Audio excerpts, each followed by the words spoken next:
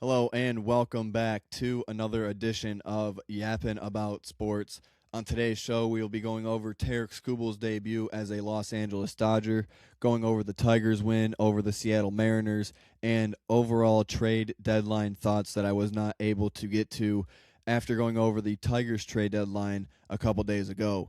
So without further ado, starting off in Chicago, at Wrigley Field, it would be Tarik Skubal's first start as a Los Angeles Dodger, and he looked fine. 6 innings of, I think, 2-run baseball, striking out six, was tagged for a home run. I know Swanson got to him, but overall solid night. Wasn't above 90 pitches in his first start. I believe Dave Roberts only lets him go 85 pitches over 6 innings of work.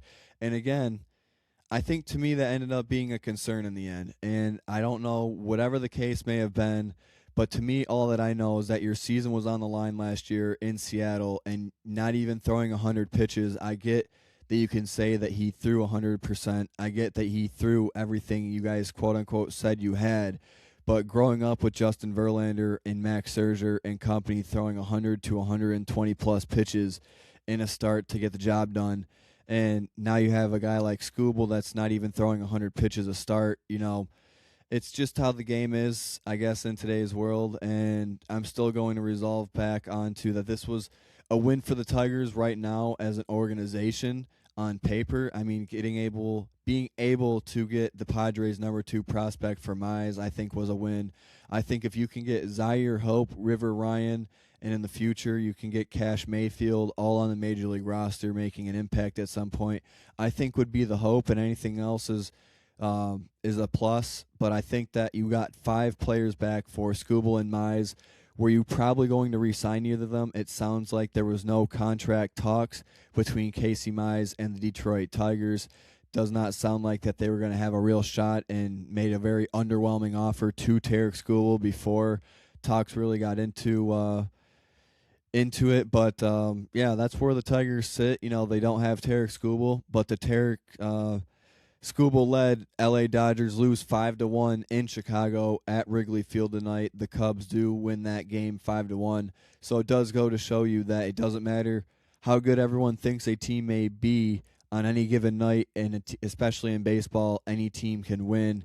And the offense has really been struggling for the Dodgers, and they're in a bit of a slump. Losing 5 straight games, I know, is so bad right now. And I think that the Brewers were able to actually lap them and win 70 games, or the first team to win 70 games is the Milwaukee Brewers this season. So shout out to the Brewers. But again, they had a chance to get Tarik Skubal and were not able to do so.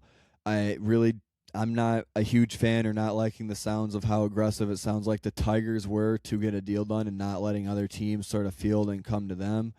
I just think that the Dodgers were the only team willing to offer multiple pitching arms, prospect-wise, and whether one's River Ryan at the age of 27. And, I do like the return that they got for both pitchers. I will say that. I think that, again, after sitting on it for another day, and since Saturday, the Skubal trade, the Dodgers have not won a game. The Tigers have not lost a game. So we will see how long that streak continues on for. But the Dodgers lose 5-1 to the Chicago Cubs. Skubal makes his debut, striking out 6 over 6 innings and only 85 pitches thrown in his Dodgers debut. But again, the result is the main focus here, and they lose tonight's ball game 5-1 to the Chicago Cubs. Moving into the Tigers action side of things, Tigers shut out the Seattle Mariners 8-0 tonight in Seattle. And Troy Melton, after losing an ace, we may have just found our next ace in Troy Melton. He pitches 7 shutout innings, only allowing 3 hits, striking out 4. But the main focus is he recorded 21 outs and did not allow a single earned run tonight. That is the main focus that I'm looking at. That is what everybody else's focus should be as well. But 8 runs, you have Dingler goes deep, Green goes deep, Torres, who I thought was bound to be traded with what they had left on the roster, but he stays on. I guess maybe that is more of an indication of them still trying to go for it a little bit or make a postseason run. And it was a good night for it. The Mariners are a team directly in front of you. You beat them. Cleveland loses, Chicago loses, Minnesota loses.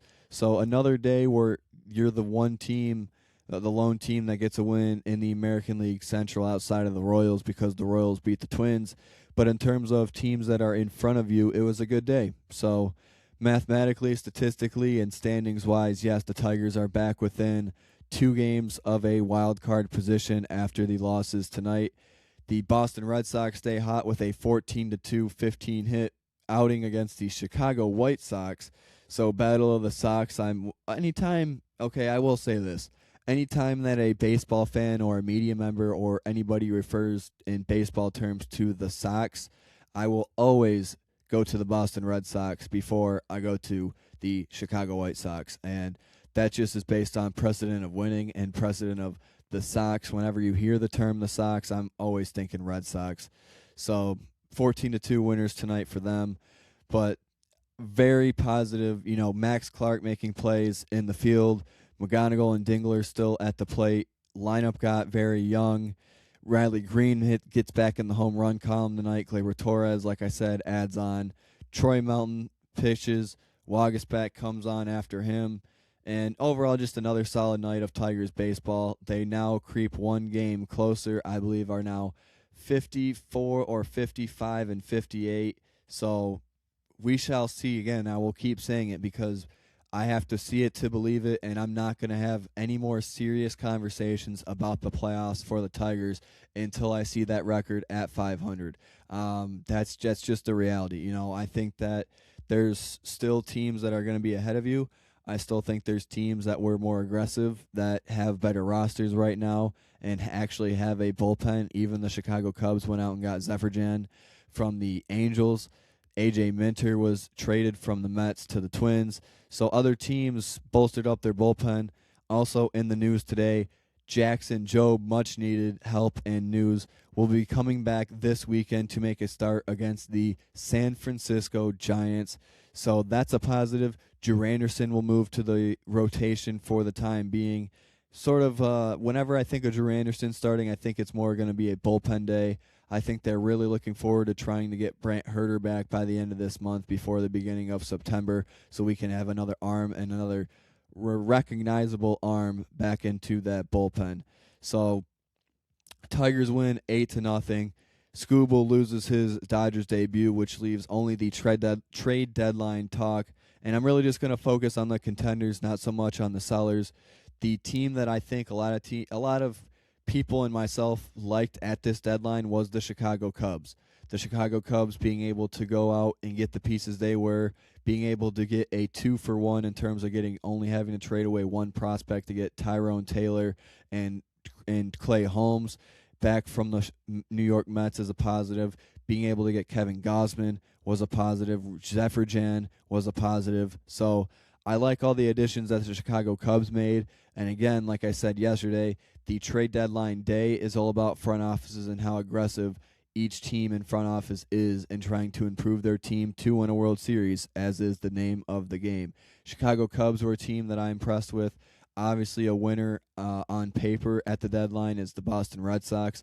I think it is all fair game what they gave up in order to get Adley Rutschman and take away. I don't know if there were conversations from the New York Yankees and the Baltimore Orioles, but it really does feel like that the Yankees missed a big-time opportunity, and you had a guy like George Lombard that probably you don't want to part ways with, and you bring him up after you make some trades. You trade away Duvall, but you don't get any catcher help, and you don't add or try to bolster your bullpen to help this starting rotation that has Garrett Cole, Max Fried, Carlos Rodon, so on and so forth. So I think that the Yankees could have done more. I think that the Brewers could have done more. I think you possibly were in the Tarik Skubal sweepstakes and you end up with May. I'm not sure how that's really going to sit well. I don't think that keys up well for you in a series against the Dodgers.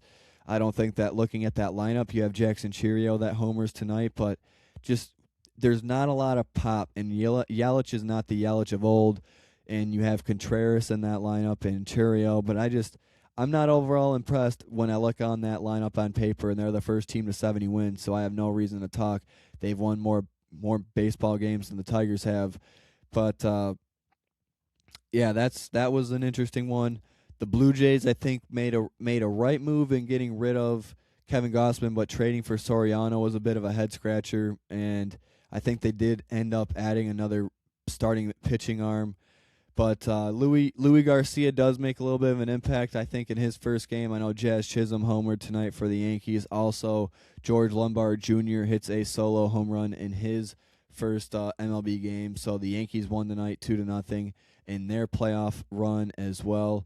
I know that the Tampa Bay Rays also win in extra innings 9-7 over the Colorado Rockies. But I think that that was where my main focus was what were the top teams and some of these players that are in contention. And I think the Dodgers ended up adding Bubic as well from the Royals, so even more pitching depth for them as well. And is it the rich getting richer? So be it. They haven't been crowned. They haven't won the World Series yet. We haven't even made the first round of playoffs. You don't know. Again, they're not the number one seed right now. The Braves still won tonight. They beat the Marlins with another win while the Dodgers are on the downslide. So there's a real shot that the Braves and the Brewers are your number one and number two seeds in the National League, and you don't know where the Dodgers end up. But, hey, it is what it is. That's what the name of the game is. The Dodgers are going to be a good team, as they should be. Phillies also win in shutout fashion tonight. That was also a team that I did like their deadline. I know it's a little bit of musical chairs, but I do like Arise at second base. I do like Bryce Harper being back, moved to right field tonight for the first time in almost 4 years, if not further. So a lot of moving pieces in Philly. There was, a lot of teams. And Freddie Peralta, that was another trade that was made.